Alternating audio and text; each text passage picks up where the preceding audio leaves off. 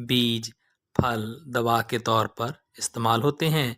पेट के मसाइल में मुफीद है, अल्सर में मुफीद है, सांस की बीमारियों में मुफीद है, जिल्द की बीमारियों में मुफीद है। जामन में 83% पानी होता है। जामन पाकिस्तान में जून जुलाई के मौसम में आता है।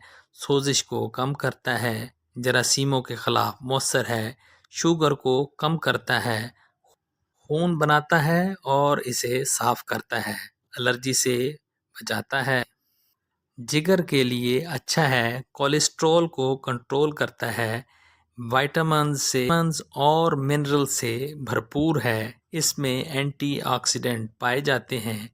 कैंसर में मुफीद है, दिल की सेहत के लिए मुफीद है।